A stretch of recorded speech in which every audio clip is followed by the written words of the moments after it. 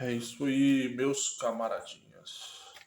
Vamos tratar nesse vídeo, sobre a melhor coisa que o Brasil deveria ganhar, o troféu máximo de ser a característica mais importante do Brasil. Muitos devem estar pensando, nossa, qual é a melhor coisa do Brasil? Alguns devem estar pensando, com certeza não é música. Mas alguns devem estar pensando que é comida, né? Comida culinária brasileira está entre uma das melhores. Ou mulher, não vou entrar nesse assunto, porque existe beleza em todas as partes do mundo. Então, a única coisa que realmente o Brasil tem unanimidade, que não tem outros países que realmente venham a competir com o Brasil nessa questão, porque se a gente for ver comida, o Brasil tem algumas das comidas mais deliciosas do mundo, mas tem outros lugares do mundo que tem comidas muito deliciosas também. E existe uma concorrência equilibrada. Mulheres também, eu não vou entrar nesse assunto, mas existe equilíbrio também. Tem lugares que tem, muitos lugares que têm belezas diferentes. Inclusive o Brasil é formado tanto por essa mistura de etnias, de diferentes etnias que vieram e montaram a beleza das pessoas daqui, não só das mulheres, mas das pessoas, como também da própria culinária, que é uma mistura também de várias culturas de outros lugares. Porém, agora sim, depois de tanta enrolação nessa nossa introdução, a gente pode chegar naquilo que realmente importa, aquilo que não existe comparação com nada no mundo que possa equivaler-se ao que é a melhor coisa que o Brasil tem, que seria, vamos dizer assim, o primeiro lugar no mundo nessa questão. A melhor coisa do Brasil é a dublagem. Os dubladores do Brasil, não existe nada que se compara a eles. Eu já assisti vários filmes da minha infância e depois tentei assistir na versão original e não chegava aos pés. Os filmes ficavam muito mais engraçados ou mais bacanas, animes, desenhos, tudo na versão da dublagem brasileira acaba sendo melhor.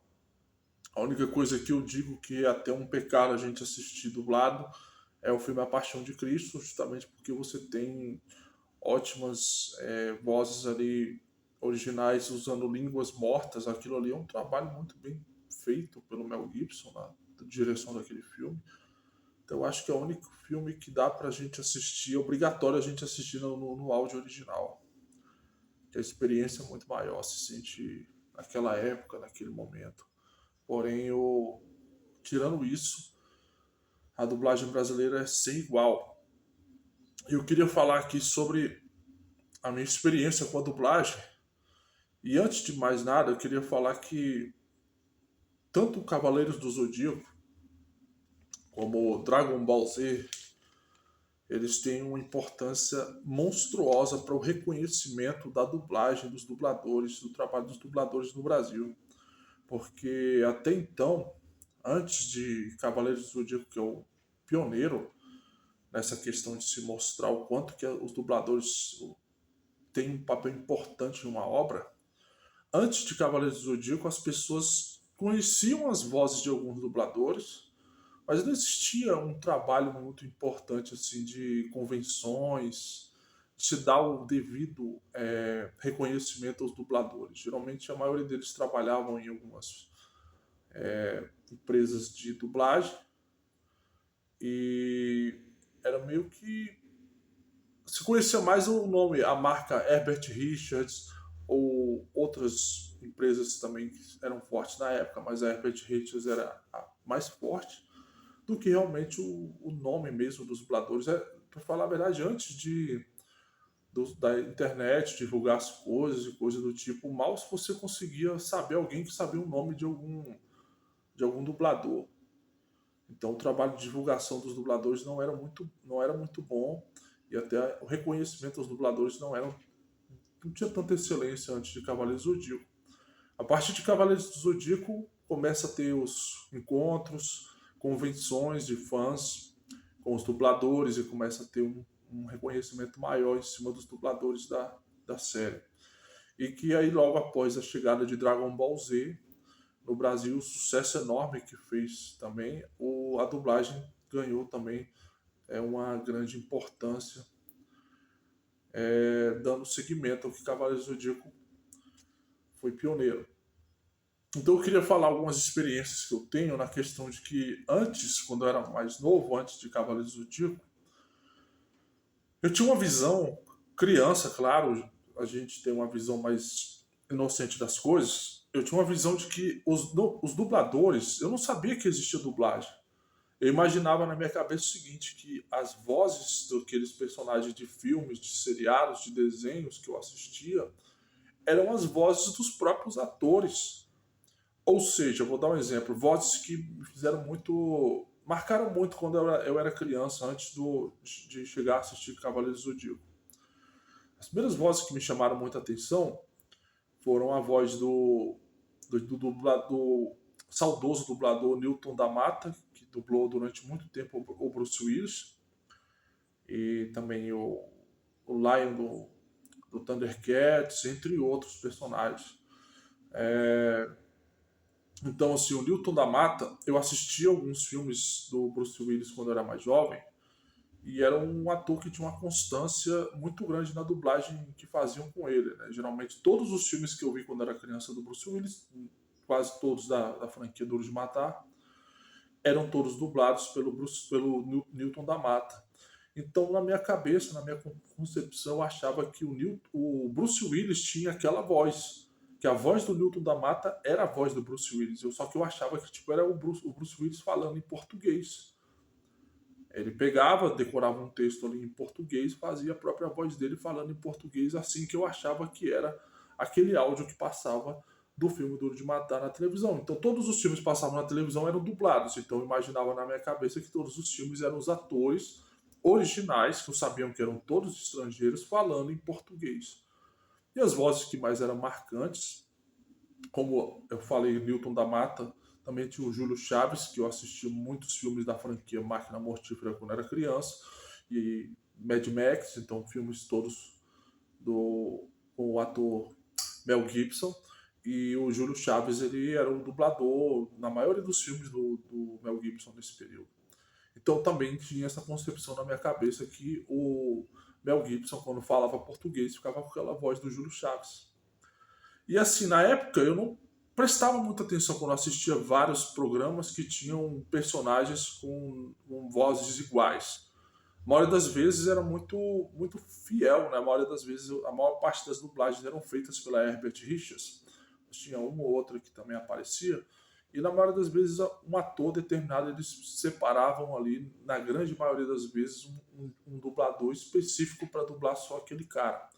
Como eu dei o exemplo, o Bruce Willis, o Newton da Mata era o dublador praticamente exclusivo dele aqui no Brasil.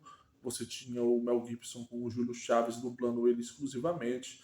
Você tinha o dublador do Ed Murphy. Teve umas mudanças, mas na época eu não percebi. Mas eu esqueci o nome do dublador do Ed Murphy. Você tinha também o Isaac Bardavid, que na época eu assistia muito. A primeira experiência com o Isaac Bardavid foi pelo próprio desenho, a série animada do X-Men. Gostava muito da voz do Wolverine.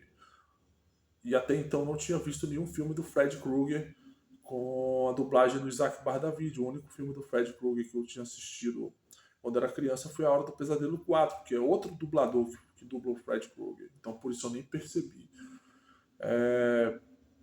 Outro dublador também que chamava muita atenção era o. Deixa eu me ver aqui. O Garcia Júnior, que era o dublador praticamente exclusivo do Schwarzenegger. Ele dublava outras pessoas, mas na época eu tinha lembrança na minha cabeça de só o Schwarzenegger ter aquela voz, né? Dublada por ele. Então era isso que eu percebia. A voz também que eu conhecia do Stallone quando eu era criança era do André Filho. Antes de entrar o outro dublador, que eu esqueci o nome dele agora, que veio a substituir o André Filho. O André Filho dublou os principais filmes do Stallone que eu assisti quando era criança, como o Rambo Programado para Matar, os primeiros rock. Então, assim, geralmente era isso. Então, eu não, como eu via geralmente sempre aquele ator, aquele determinado ator, que não era uma gama enorme de atores que eu assistia em filmes, geralmente eram os mesmos atores que apareciam nos filmes que eu assistia, então eles sempre tinham as mesmas vozes. E eu não prestava atenção em outras pessoas tendo a mesma voz em outros filmes. Então eu comecei a pensar naquela época que eu achava que realmente eram as vozes dos atores falando em português. Não achava que era outra pessoa dublando. Não passava na minha cabeça alguém falar e outra pessoa falar com outra voz para substituir a voz daquela pessoa. Isso não era algo que passava pela minha cabeça quando eu era criança. Então, a partir de Cavaleiros do Zodíaco, que eu comecei a perceber, né? Foi quando marcou, né? A dublagem marcou mais em mim, né? Eu comecei a perceber que tinha várias vozes que me chamavam a atenção, que eu gostava muito, como a do Hermes Baroli, o dublador do Seiya, a Letícia Quinto dublando a Saori, o Ulisses Bezerra, o irmão do Wendel Bezerra, que é o dublador do Shun, o Elcio Sodré, dublador do Shiryu, Francisco Bretas, dublador do Yoga, Leonardo Camilo, dublador do Ikki, o Carlos Silveira, dublador do Chaka, o Luiz Antônio Loboé, que dublava o Aioria, e que também mais pra frente veio dublar o Piccolo, e o Walter Santos, que dublava o Camus de Aquário, e que inclusive muitos anos depois eu fui descobrir que ele era um dos atores de Telecurso 2000, né?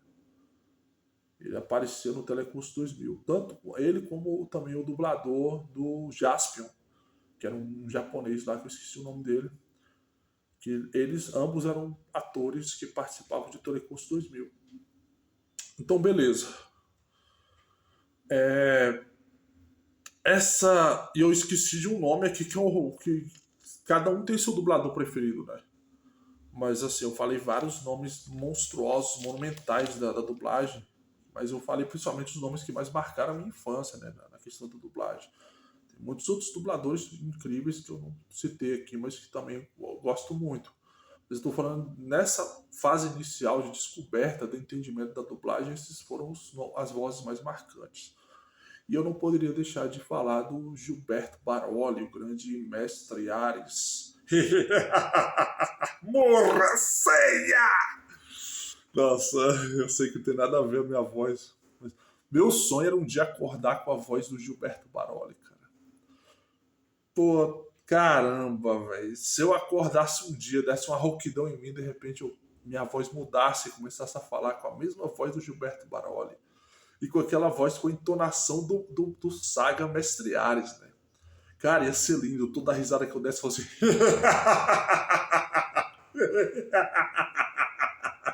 Ia ser maravilhoso isso, cara.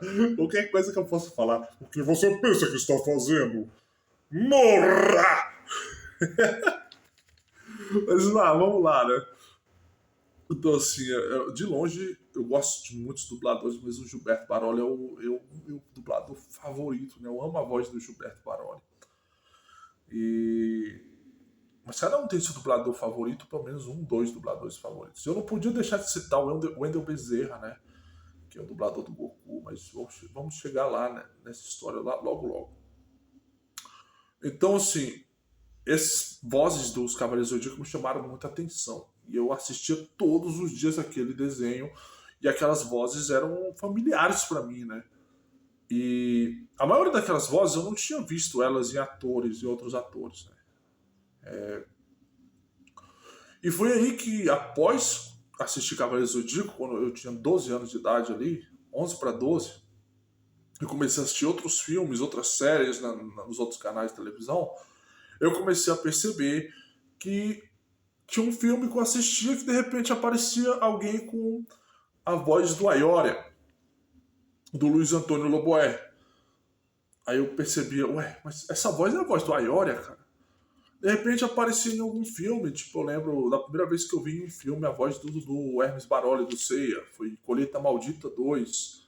Tava assistindo lá em 96 Colheita Maldita 2, Os Filhos do Mal, no SBT, de repente eu percebo que o protagonista do filme tinha a voz do Seiya, do Hermes Baroli. Eu, caramba, velho, é a voz do Seiya. Mas foi assim, né? Com o tempo aí eu percebi a voz do Francisco Bretas, do Yoga, em algum filme ou alguma série, da Letícia Quinto, que tinha a voz da Saori em algum outro filme, alguma outra série. E aí eu ia assistindo filmes e séries ali de 95, 96 pra frente, após conhecer Cavaleiros do Zodíaco, eu começava a perceber que tinha uma porrada de gente que aparecia com a voz dessa galera. E aí eu comecei a prestar atenção, mas não tem como as vozes que eu achava que eram as vozes dos atores serem as vozes deles, porque esses caras estão com as vozes dos desenhos animados, cara, dos personagens do desenho.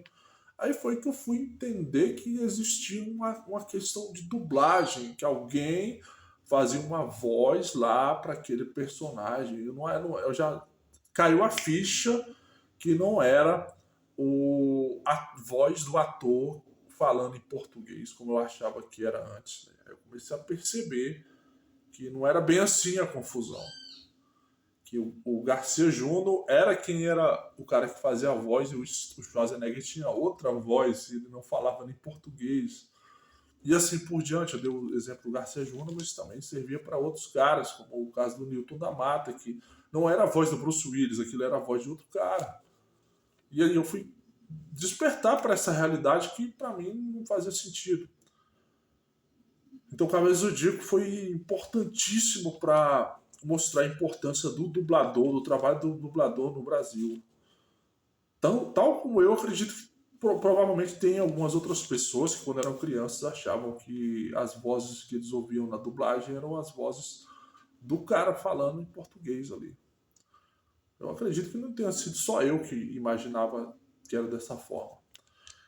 E se alguém aí também achava isso aí, quando era criança, quando assistia, coloca no comentário aí para me saber que não era só eu que tinha essa loucura de achar que as vozes que eu ouvia dos dubladores eram as vozes dos atores falando em português.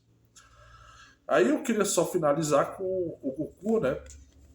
Com o Wendel Bezerra, porque assim, eu tava vendo um podcast, o Wendel Bezerra tava participando, e eles falando da importância do Goku, que muitas vezes que me deu até a ideia de fazer esse vídeo, isso que o pessoal tava falando, né? Que toda vez que eles viam em algum filme, em alguma série, o Wendel Bezerra dublando alguma coisa, ele fala, olha a voz do Goku. Eu pensei nesse sentimento de infância que eu tinha, que foi quando eu comecei a perceber que tinha pessoas que tinham vozes de personagens de desenho em alguns filmes, em algumas séries. Eu falo, olha a voz do Ikki, olha a voz do Shiryu, olha a voz do Aiora, do Seiya, do Mestre Ares.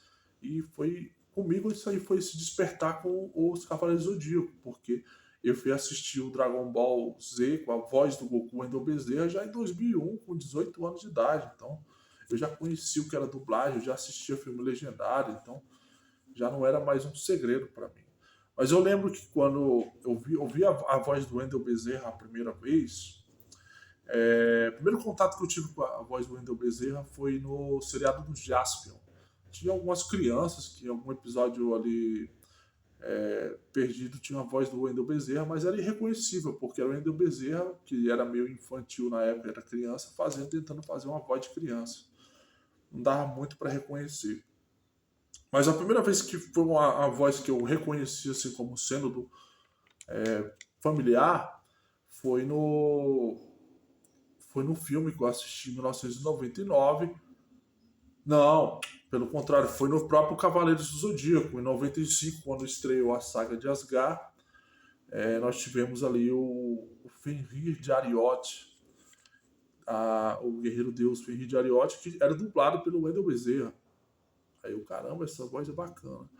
Depois eu fui ouvir de novo o Wendel Bezerra e prestar atenção no filme Pânico 2, quando eu aluguei ele para assistir lá em 99. E o namorado lá da Sidney, que era interpretado pelo ator Jerry O'Connell, que era o menino gordinho do Conta Comigo, de 86. O Jerry O'Connell era dublado pelo... Até hoje, se você for caçar, muitos filmes que o Jerry O'Connell atuou são dublados no Brasil pelo Wendel Bezerra. Tanto que eu vi no Pânico 2, né, o personagem que era o namorado da Sidney Prescott, que era o Jerry O'Connell, sendo dublado pelo Wendel Bezerra. E depois, em 2000, em 2000 mesmo, no ano 2000, quando passou pela primeira vez no SBT o Joe e as Baratas, o Jerry O'Connell era o protagonista desse filme e tinha também a dublagem do Wendel Bezerra. E aí, beleza, eu não conheci o Goku em 2000, 99, não conheci o Goku, eu não assistia Dragon Ball, nem Dragon Ball Z. Só em 2001 que eu fui assistir Dragon Ball Z a primeira vez, comecei a gostar e foi uma febre, né? Como eu já falei em outro vídeo sobre a febre do Dragon Ball Z. Que aí depois, quando eu comecei a rever Pânico 2, em fita de vídeo que eu tinha gravado, ou alguma outra vez que eu reprisou que eu assisti de Oi as Baratas, alguma outra dublagem que o Wendel Bezerra fazia, que eu percebi, olha, a voz do Goku, cara. E foi assim, né? Acho que deu pra gente explorar um pouco, falar sobre na minha opinião, e eu acho que na opinião de muitos aí que acompanham não só meu canal, como vários canais do YouTube que falam muito sobre dublagem, que o maior talento do Brasil que nós temos são os próprios dubladores, mais até do que os atores brasileiros, cara. Mais até do que os atores brasileiros. Eu acho os dubladores aqui os melhores atores do Brasil. Nada contra os atores brasileiros. Inclusive eu estou assistindo uma série, o Westworld, que tem o Rodrigo Santoro. Mas, cara, eu acho a voz de muitos dubladores massas aí melhor até do que a própria voz do Rodrigo Santoro. Então, assim, é muito bom, bem feita a dublagem do Brasil. É de longe a melhor dublagem do mundo. Porque eles conseguem tornar um filme levemente engraçadinho e um filme extremamente engraçado. Você for assistir filmes dos anos 80 aí, que era o clássico da Sessão da Tarde, legendados, você não vai rir da mesma maneira que quando você assistir ele dublado. Exemplos aí, Férias Frustradas, alguns filmes do Ed Murphy mesmo, dos anos 80, como O Príncipe de Nova York, O Rápido Menino Dourado, nossa, tem tantos outros, tem aquele filme Cegos, Surdos e Loucos, também A Fantástica Fábrica de Chocolate. Então são filmes que são muito, milhões de vezes mais engraçados na versão dublada do que no original. Tem um outro filme também que é muito engraçado, dublado, que é o Locademia de Polícia, cara. Não dá pra você assistir Locademia de Polícia legendado, não, cara. É muito, muito engraçada a dublagem de Locademia de Polícia. Não tem nem comparação. Então é isso. Meus parabéns, meu respeito, minha admiração eterna pelos grandes dubladores do Brasil, os que morreram, que estejam com Deus e serão sempre lembrados, e os que ainda continuam vivos e que são vozes aí icônicas. Tenho o meu respeito, o respeito de todos os admiradores do trabalho de vocês. Então é isso. Assim eu termino aqui esse vídeo falando sobre esses grandiosíssimos profissionais brasileiros. O orgulho máximo do Brasil são os dubladores. O orgulho máximo do Brasil são os dubladores. Palmas para eles, minha admiração para os que foram e para os que estão aí trabalhando ainda. E que algum dia eles possam alcançar algum tipo de reconhecimento, não só do público, mas também nas leis trabalhistas, nas formas de eles poderem ganhar aquilo ao qual eles merecem, né, a importância do que eles fazem. Então é isso, meu apoio aos dubladores e até a próxima, meus camaradas.